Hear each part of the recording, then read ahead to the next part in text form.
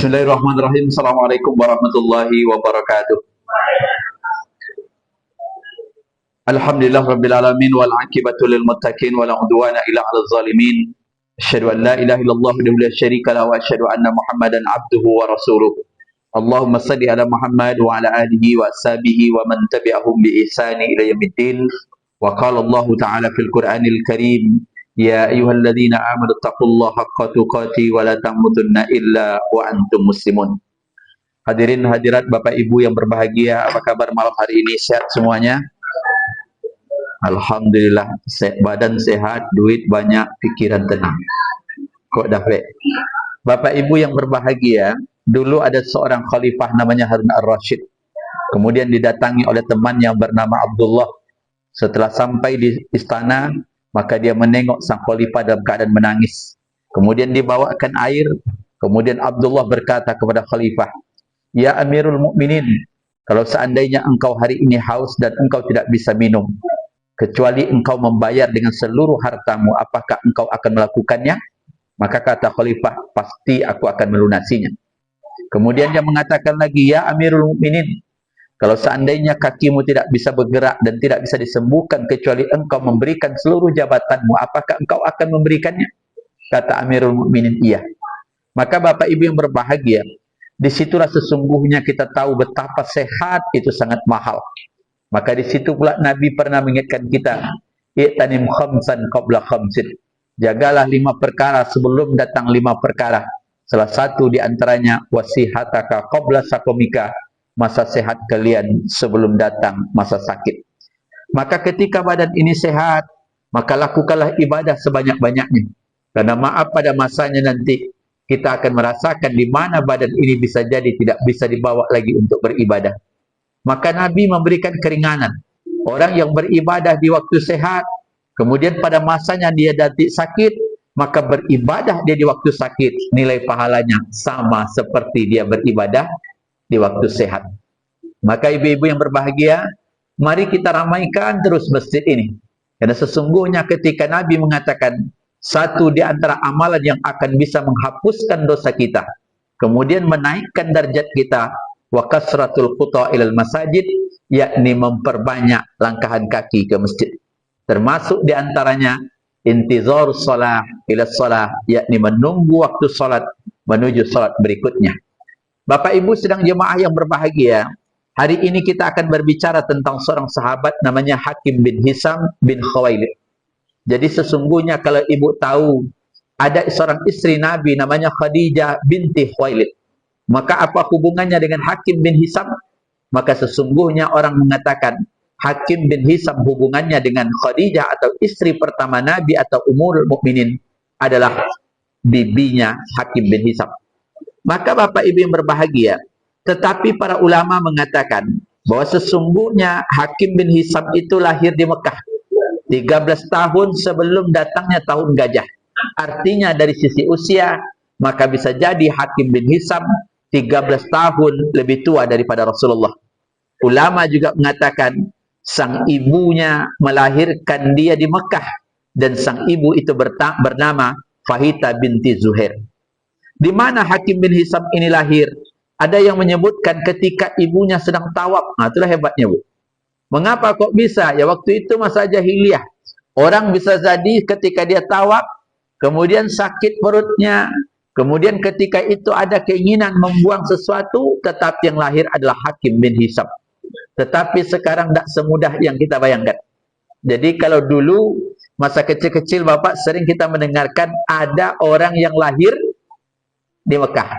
Sekarang jangankan untuk hamil, diabetes saja tidak boleh ke Mekah lagi. Inilah hebat. Maka kalau Bapak lihat hari ini, banyak kebijakan-kebijakan yang berkenaan dengan kesehatan. Tidak hanya ke tanah suci yang tidak boleh diabetes, bahkan sekarang ke Amerika Serikat, pertama orang gemuk tidak boleh masuk ke situ. Karena ngapa? Menghabiskan tompek katanya. Yang kedua yang dikatakan orang diabetes. Mengapa demikian? Dunia kok menolak? Padahal maaf, diabetes adalah penyakit pertama yang banyak membunuh manusia. Wallahu a'lam bishawab. Maka Bapak Ibu berbahagia, di dalam riwayat sesungguhnya Hakim bin Hisam ini orang yang banyak membantu Rasulullah. baik ketika dia sudah masuk Islam ataupun ketika dia belum mengucapkan kalimat syahadat. Satu ketika, sebagaimana yang kita ketahui, bahwa orang-orang kafir Quraisy pernah memblokade ekonomi Rasulullah, khususnya Bani Hashim dan juga Bani Muthalib. Mengapa orang-orang kafir Quraisy ketika itu semangat untuk memblokadenya? Karena waktu itu orang-orang jahiliyah meminta agar Abu Talib menyerahkan Rasulullah kepadanya, kemudian diganti dengan orang lain. Tentunya Abu Talib tidak akan mudah memberikannya. Ketika kesepakatan itu tidak mereka jumpai, maka keluarlah solusi bahwa seluruh orang yang ada di jahiliyah pada masa itu tidak boleh melakukan transaksi apapun dengan keluarga, baik Bani Hashim ataupun Bani Muthalib. Maka sidang jemaah yang berbahagia, tapi siapa yang bisa menolongnya? Maka tak banyak orang bisa menolongnya. Karena dengan alasan kalau nanti membantu keluarga Bani Hashim, maka mereka sama saja bertentangan dengan orang-orang Quraisy lainnya. Tapi hanya satu orang yang mampu untuk menolong keluarga itu. Itulah Hakim bin Hizam tadi. Apa yang dia lakukan? Dia membeli seluruh barang-barang yang datang dari Syam. Tidak hanya barangnya, bahkan unta-unta mereka pun mereka belikan, kemudian dilepaskan ke lembah, kemudian unta-unta itulah yang berjalan dengan sendirinya mencari kelompok di mana Rasulullah dan kaum Bani Hashim ketika itu terblokir. Itulah hebatnya Hakim bin Hizam. Tapi apakah orang-orang kafir Quraisy ketika itu marah? Gak bisa, Pak. Mengapa dia marah? Karena maaf, Hakim bin Hizam punya duit. Maka maaf, itulah rupanya sampai sekarang. Kalau kita punya duit nih, Bu, jonium kok, Bu. Tapi walaupun putih, tidak ada piti, Bu. Dan nampak sama orang, Pak. Hakim bin Hizam tidak sanggup ada orang yang membantahnya, Pak. Tidak ada orang yang ingin mengusirnya, apalagi ingin membunuhnya. Mengapa? Karena ekonomi orang jahiliyah itu salah satunya bergantung kepada Hakim bin Hizam. Tidak hanya sampai di situ. Bahkan mungkin kita pernah mendengar seorang sahabat yang bernama Zaid bin Harithah. Zaid bin Harithah itu budak. Yang mulanya budaknya Khadijah. Ketika Khadijah belum menikah dengan Rasulullah, tapi ketika Rasulullah sudah menikah, maka Zaid diserahkan, dihadiahkan kepada Rasulullah. Tapi kalau asal muasal, sesungguhnya Zaid itu adalah budaknya Hakim bin Hizam. Budaknya Hakim, kemudian karena cintanya kepada bibinya, maka dia berikan sebagai hadiah. Tapi begitu Rasulullah sudah menikah dengan Khadijah, maka Khadijah pun menyerahkan dia kepada Zaid kepada Rasulullah. Maka Bapak Ibu yang berbahagia, kedudukan nasabnya luar biasa. Dari jalur ibunya ketemu dengan Khawailid, yakni ibunya Khadijah. Sehingga Khadijah Ummul Mukminin menjadi bibinya. Sementara dari Rasulullah bertemu pula dengan kakek-kakek. Maka Bapak Ibu yang berbahagia, dan Hakim bin Hizam adalah orang yang disegani. Dulu tempat musyawarah itu ada namanya Darun Nadwah. Dulu tempat orang-orang berkumpul, dan di tempat itu nggak boleh sembarangan orang masuk. Minimal orang yang masuk ke tempat Darun Nadwah itu adalah orang-orang yang berusia 40 tahun. Tetapi ada seorang anak muda yang bisa menyampaikan pendapat, yang dia pun bisa mengeluarkan keinginan dan unek-uneknya.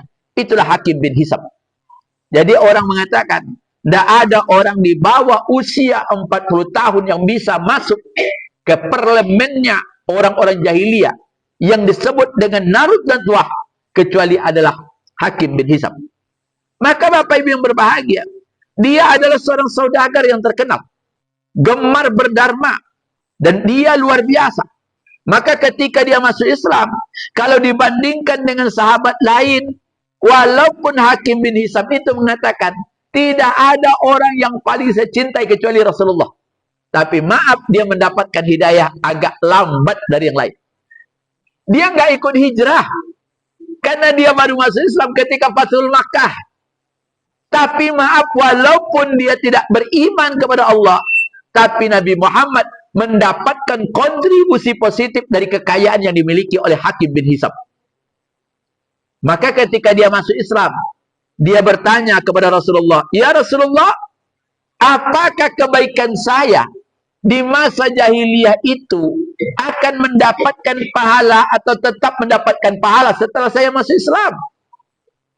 Maka disitulah Rasulullah mengatakan, kebaikan-kebaikan yang engkau lakukan ketika engkau berasa jahiliyah tetap mendapatkan pahala sebagaimana engkau melakukannya di saat engkau menjadi muslim. Dan itu juga orang-orang hari ini. Tapi berbeda. Kebaikannya mendapatkan pahala, tapi keburukannya tidak ditulis. Maka satu keutamaan orang yang mu'allaf adalah seluruh dosanya diampuni, sementara kebaikannya mendapatkan pahala. Dan berbeda dengan orang murtad. Orang murtad, kebaikannya akan terhapus, dosa-dosanya akan berlimpah. Maka hakim bin Hisam ini juga melakukan kebaikan-kebaikan yang pernah dia lakukan ketika dia masa jahiliyah. Apa contohnya?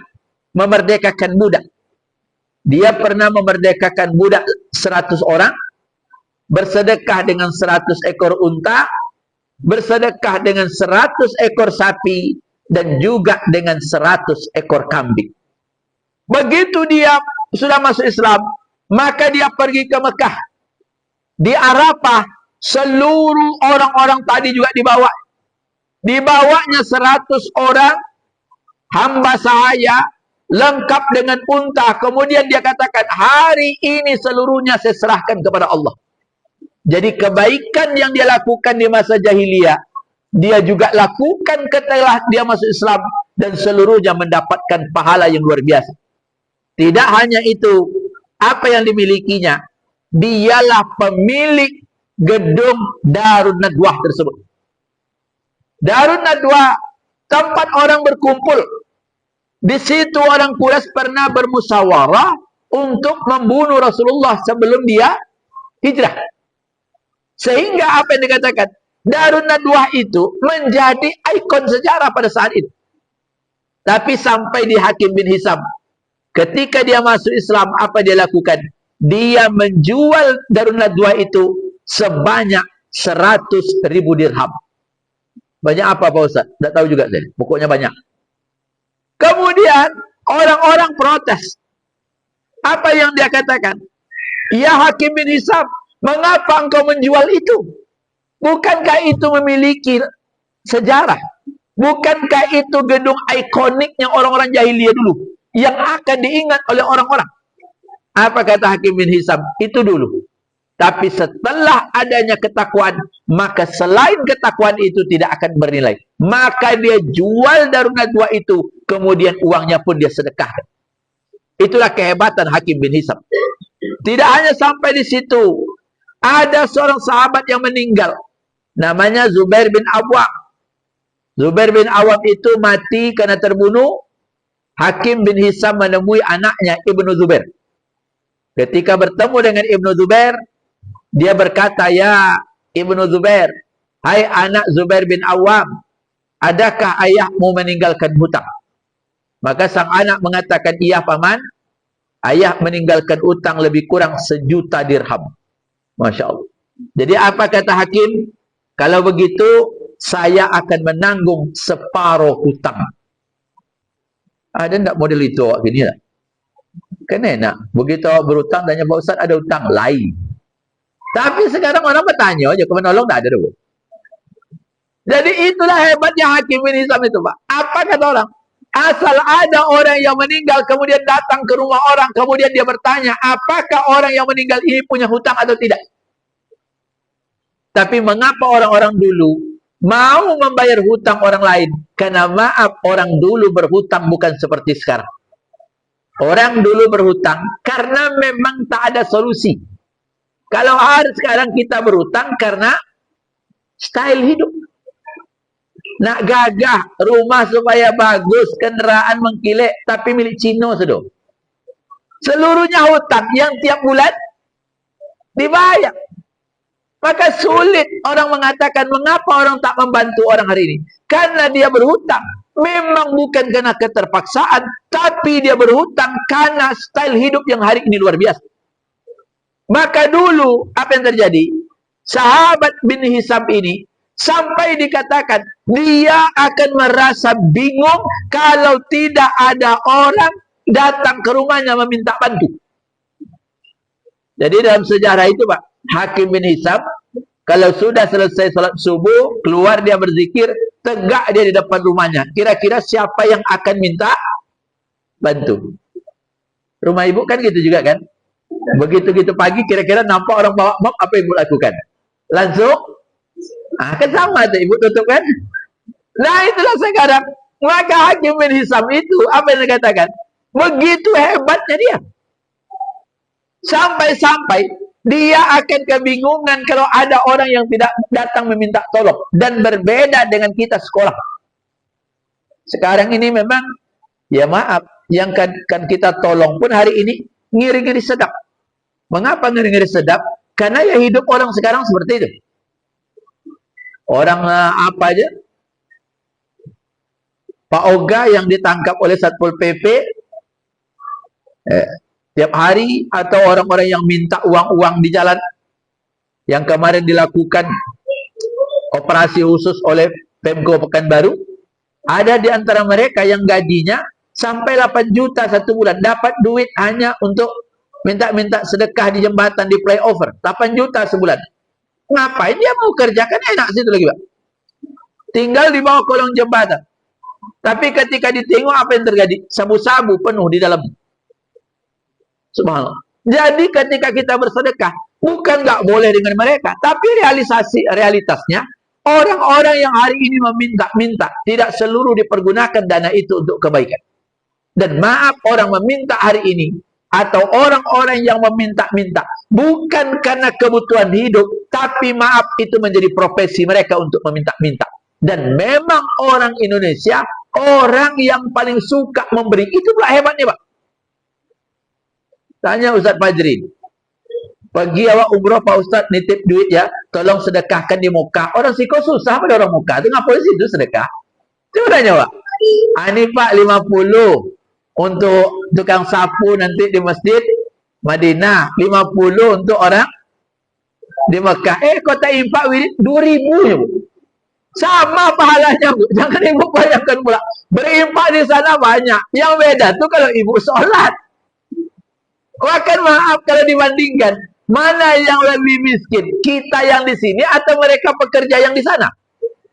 Cuma kan maaf, ini luar biasa. Anda dari mana dapatnya? Bahkan satu ketika Pak Ustadz nanti kalau lewat kota infak di masjid masukkan duit. Selama umur-umur saya belum pernah nengok kota infak di Mekah. Ini masalahnya Pak. Kan kalau masjid kita hari Jumat ada kota infak. Mana tahu besok kan sekali kita buat kota infak penuh pulang kan? Subhanallah. Maka Bapak Ibu yang bahagia, apa yang kita nikmati? Pertama, mulianya sifat orang yang dermawan. Ini luar biasa. Jadi memang Islam itu memandang siapapun yang dermawan, siapapun yang suka menolong orang lain, jangankan orang Islam, orang kafir sekalipun pasti dihargai oleh manusia. Coba lihat. Berapa banyak hari ini yang kita lihat orang-orang yang kafir yang mereka bersedekahnya luar biasa Pak. Subhanallah. Cuma ada orang yang mau menerima, ada yang tidak. Dulu di Pekanbaru ada sebuah masjid, tidak usah saya sebut namanya, di Sukajadi. Masjid itu sekarang bagus, tinggi, cantik, 2 tingkat. Ada seorang yang sudah meninggal beberapa waktu yang lalu, ingin bersedekah. Tapi maaf, yang bersedekahnya tak jelas pekerjaannya, punya diskotik, lumayan terkenal di Pekanbaru, bahkan paling terkenal di Pekanbaru. 2 diskotiknya, satu di MP, satu di Grand Elite. Sang bapak itu ingin bersedekah Pak, tapi maaf ketika itu pengurusnya tak terima.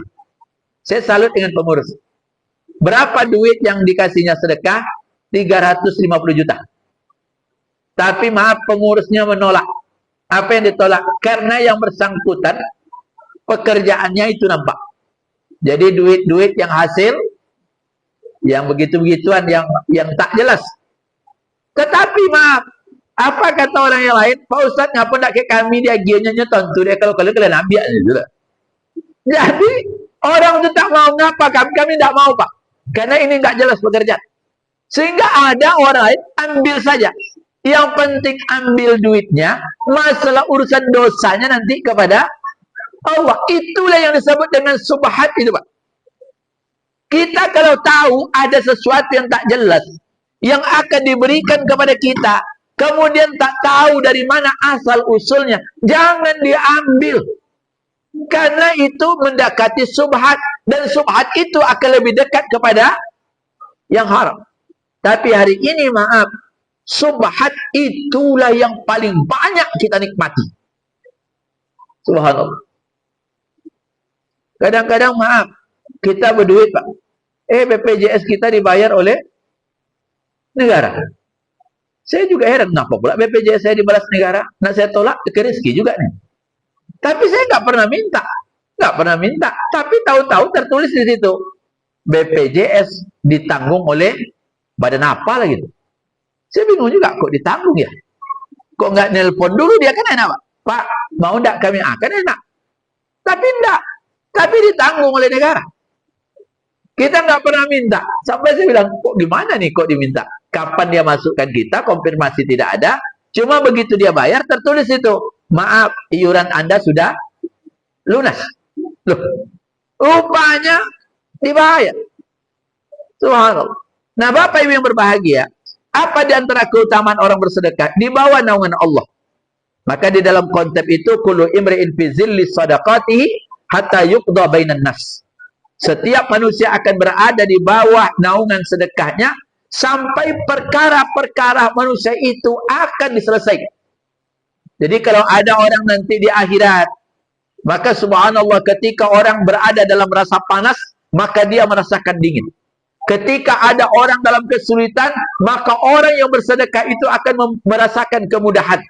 Maka dikatakan dalam hadis lain, zillul mu'min yaumal qiyamah sadaqati. Sesungguhnya naungan orang-orang beriman nanti pada hari kiamat berada di bawah sedekah.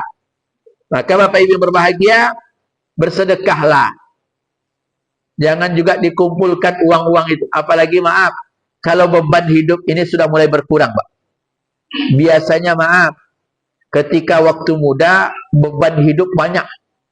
Untuk anak, untuk cucu. Kalau sudah tua, beban hidup sudah berkurang, beban penyakit yang bertambah. Itu pula lagi. Sehingga apa yang terjadi? Nikmati hidup. Apa yang nak nikmati sudah mulai. Keterbatasan untuk menikmati. Maka sesungguhnya Allah sedang menyuruh kita untuk berbagi, bersedekah. Yang kedua, orang yang bersedekah itu dinaungi oleh Allah.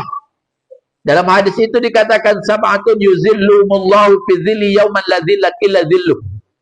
Ada 7 golongan manusia yang mereka akan mendapatkan perlindungan dari Allah ketika nanti tidak ada lagi perlindungan pada saat itu kecuali perlindungan Allah. Salah satunya dikatakan seorang yang bersedekah, wa rajulun tasaddaqa bi sadaqatin fakhfaha. Seseorang yang bersedekah kemudian mereka sembunyikan sedekahnya. Hatta la ya'lamu simaluhu ma yunfiqu yaminu. Sampai kata Rasulullah, tangan kirinya tidak tahu apa yang diinfakkan oleh tangan kanan. Maka ibu berbahagia, maka kalau bersedekah indah. Selama tentunya niat kita ikhlas. Tidak usah digembor-gemborkan. Kecuali kemungkinan maaf kalau sedekah itu akan mendatangkan semangat, motivasi bagi orang lain untuk bersedekah yang sama. Kemudian harta yang disedekahkan akan kekal di sisi Allah. Di dalam hadis itu dikatakan man tasaddaqa bi'adli tamratin minal kasbi tayyib wa la yuqbalullahu illa tayyibah. Barang siapa yang bersedekah senilai sebiji kurma dari usaha hasilnya, karena sesungguhnya Allah tidak menerima kecuali yang baik. Jadi apa yang ditengok?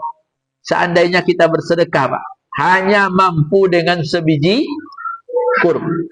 Artinya sebiji kurma itu kan tidak mungkin. Tidak ada orang. Tapi ada juga orang sekarang. Kalau dia sedekah, ambillah. Ini subhanallah. Cuma kadang-kadang maaf. Dalam dunia ini rasa bakhil itu akan selalu menjadi masalah. Bahkan satu di antara yang merusak. Selain mengikuti hawa nafsu adalah bakhil yang perturutkan. Masya Allah. Tiap hari menghitung duit. Malam dihitung. Siang nanti dihitung. Mau tidur ditengok ada tuyul atau tidak. Subhanallah. Lama mikir. Maka subhanallah Bapak Ibu yang berbahagia. Maka dikatakan juga, maka nanti lawan dari orang bersedekah itu ketika disuruh bersedekah apa? Yamhaqullahu riba. Allah akan menghancurkan riba. Dan hari ini maaf konsekuensi kehidupan kita sulit tidak bersentuhan dengan riba. Selama maaf kita bernaungan dengan bank, maka di situ pasti akan ada riba. Cuma ada orang yang sengaja makan riba melalui berbagai macam cara deposito dan sebagainya. Sementara ada kita yang mengamankan uang kita saja. Kan bapak-bapak kan nabung. Apalagi pensiun kadang-kadang ditransfer. Atau hari ini maaf ketika kita hidup dengan digitalisasi. Dulu kalau orang ngirim duit, ambil duit datang ke bank, tulis datanya, kemudian baru dikirim ke anak. Kan sekarang tinggal pakai mobil banking. Maaf cerita, ya orang bersedekah sekarang pakai kris. Jangan-jangan besok kota Impak itu tidak ada, yang ada kris. Karena diperkirakan beberapa tahun yang akan datang tidak ada lagi uang fisik, yang ada kebanyakan adalah uang digital. Bahkan hari ini kalau kita makan ke restoran tertentu, sengaja mereka mengatakan maaf, kami tidak menerima uang. Kan hebat juga Pak.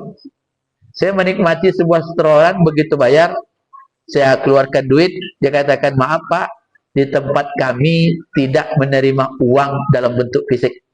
Ini barcode-nya, silakan transfer atau Bapak pakai kartu debit atau kredit.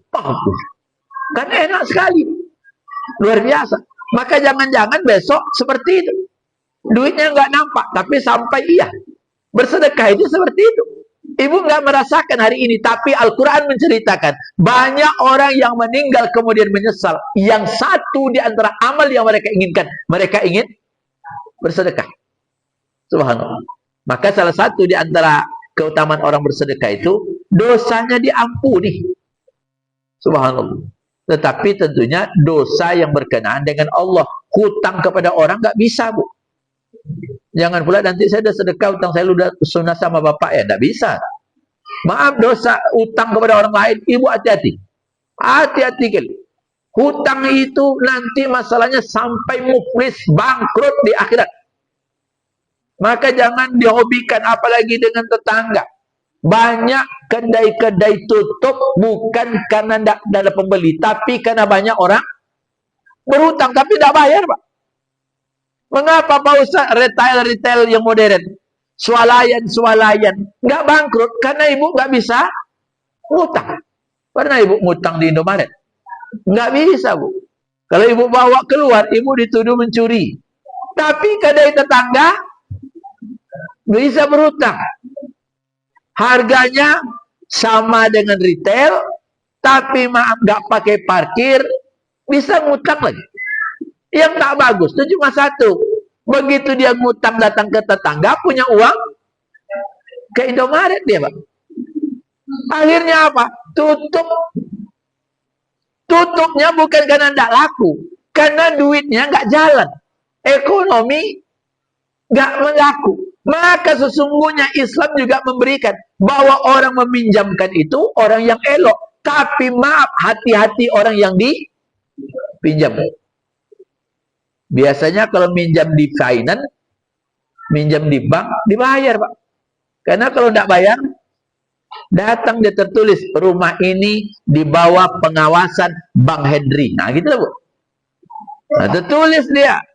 Bagi orang tuh, dihapus lagi. Besok bulan depan, datang lagi. Begitu orang ke bank, nampaklah gambar rumah kita. Rumah yang akan dilelang. Keluar gambarnya. Allah. Mau apa kita? Tapi hutang kepada kawan, itu yang terjadi. Makin diminta, awak pula yang dimarahin.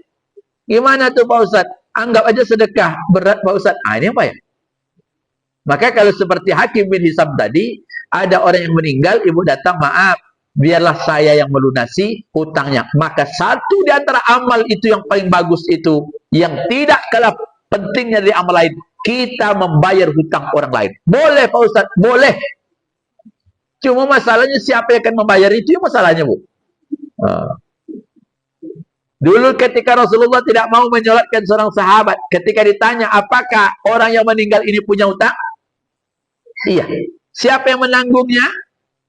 Gak ada yang tunjuk tangan. Ada tak dia meninggalkan harta? Tak juga jawab. Kata Rasulullah, solatlah kalian.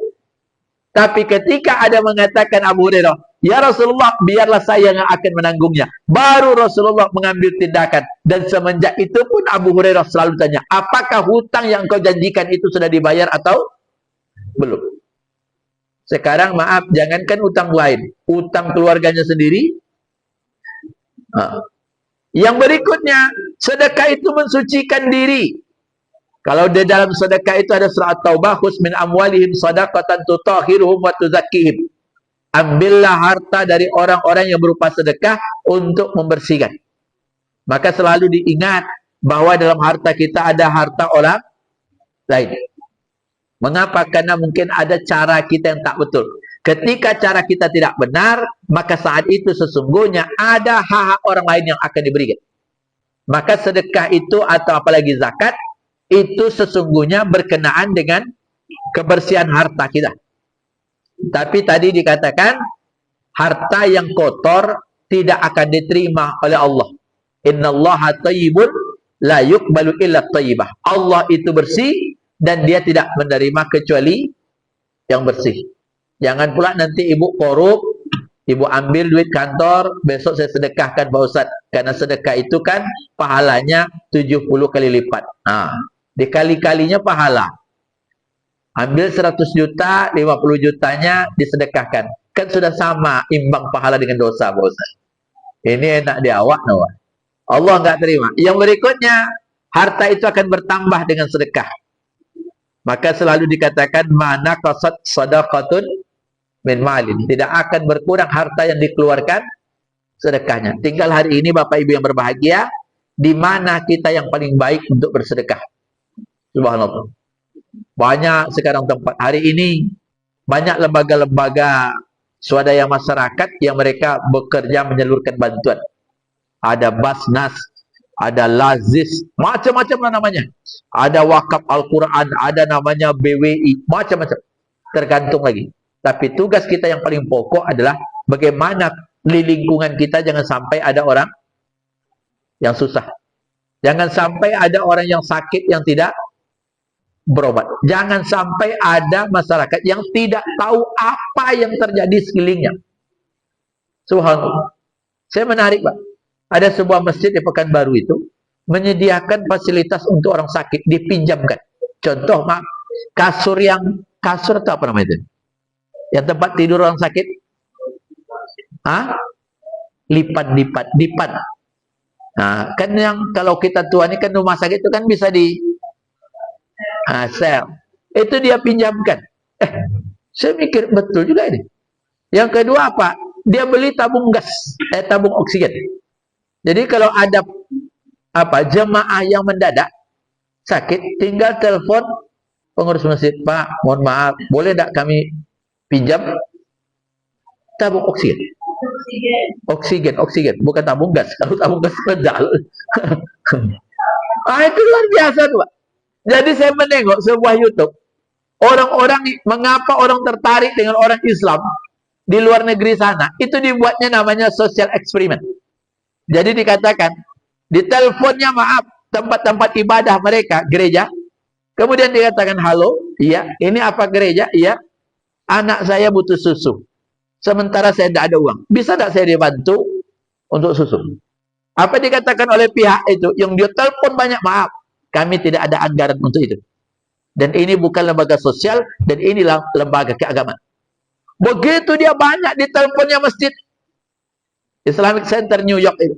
Dia katakan, halo, ya ini masjid, iya. Nama saya Mariana. Saya punya anak, saya tinggal di situ. Bisa membantu saya? Orang masjid tinggal katakan, apa yang kami bantu? Maka masjid, Islamic Center itu, 24 jam terbuka, dan teleponnya akan diangkat. Allah. Dia katakan, anak saya menangis, kelaparan, saya nggak punya uang beli susu. Apa dia katakan pegawai masjid? Maaf, kami akan antarkan, tunggu sebentar. Sekarang sebutkan di mana alamat Anda dan apa merek susu Anda. Selain susu apa yang akan kami bawa? Itulah rupanya, Pak, yang menyebabkan orang di luar negeri itu berbondong-bondong masuk Islam. Dia katakan, ini dibuat di Pekanbaru, enak juga nampak.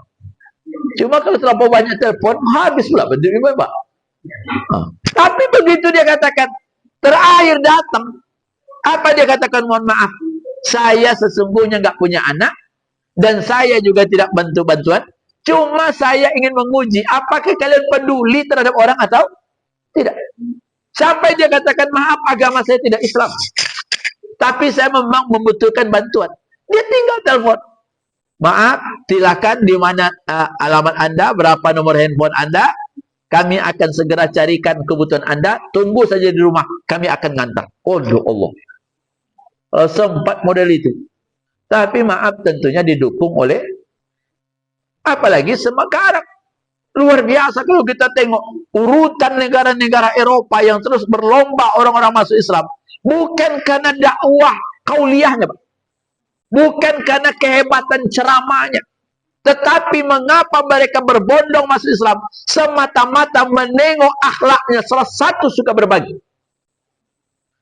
Sampai dia katakan, setiap hari Ahad, tempat-tempat parkir di gereja itu tidak ada mobil. Sementara masjid penuh.